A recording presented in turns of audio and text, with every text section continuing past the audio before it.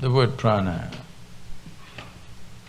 there is no equivalent word in English, but we can say it's the vital energy. That which we call as the life energy is prana. Prana has 10 different manifestations in the body. But for the sake of understanding, we'll bring it down to 5. These 5 are referred to as 5 vayus or panchavayus. This is pranavayu, samanavayu, udhanavayu, apana and vyana. They're in charge of different dimensions of what happens in this human mechanism. This is an endless subject if I speak like this. I'm just trying to abridge it in a sensible manner.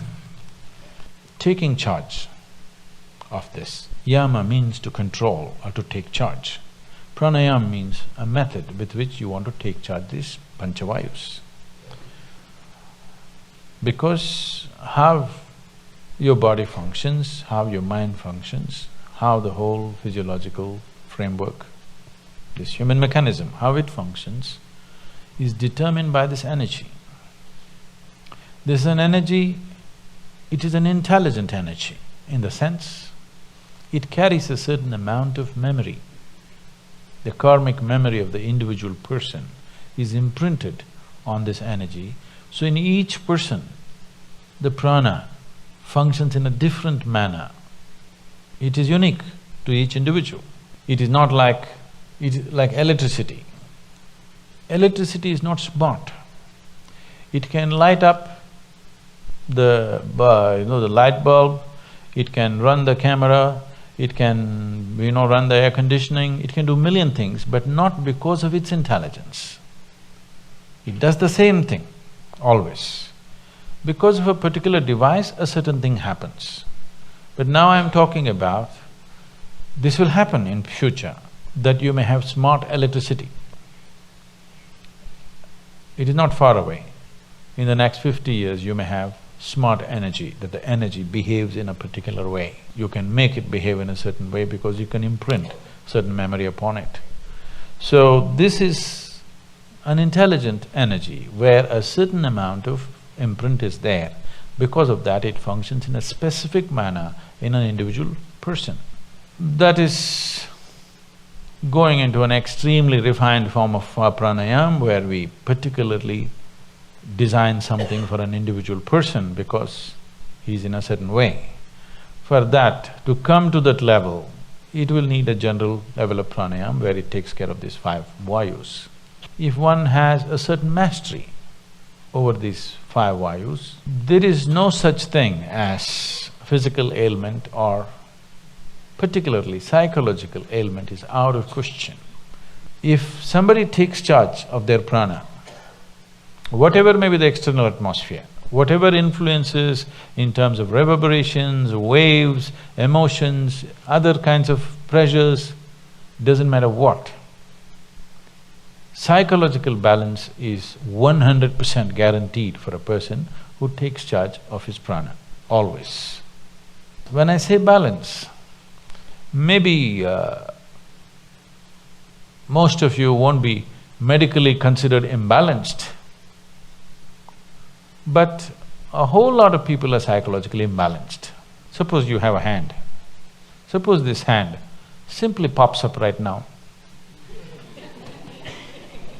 It pokes into your eyes and it scratches you and beats you. If your hand starts doing this, there is a sickness, isn't it? At least your hand is sick. Let me not blame the whole person. At least your hand is sick for sure, isn't it? Well, this is what most people's minds are doing. Every day it scratches you from inside, makes you cry, make you bawl, make you worry. In so many varieties of suffering, it pokes your eyeballs out many times. Is it not doing? It is sick. Maybe in a socially accepted manner, but it is sick. So one who takes charge of his prana can be 100% assured his psychological balance is there, you cannot shake it. Physiological balance also is there, but physiological ailments may happen due to various reasons. One thing is there are infections and other, organisms who want to live. Yes, they want to live. Another thing is variety of chemicals and poisons and stuff we may swallow knowingly, unknowingly, and it can cause things. So physiological ailment is, I would say, 90% guaranteed that it won't happen. But psychological well-being is 100% guaranteed. If you're psychologically in an extremely good place, 10% of physiological problems are not even a problem, It's not even a problem. Most of the time, what little things that may happen to the body, that's not the thing. What reaction that happens in your mind is the big thing, isn't it? Yes or no? Yes. So, pranayama means you want to take charge of the vital forces. As I said, they have an intelligence of their own, each one of them. Either during birth, after conception, how they enter the newborn and how they leave the dead. In this, it clearly displays it has an intelligence of its own. One may not notice this unless they become very conscious about these things.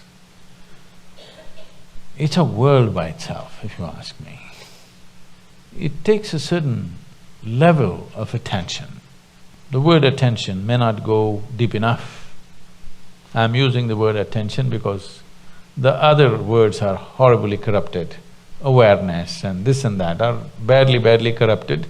So I'm using the word attention, but the word attention is not suggesting what is needed. Just mental alertness is not enough. It has to become really attentive. If you make yourself like that, you know how these five are functioning.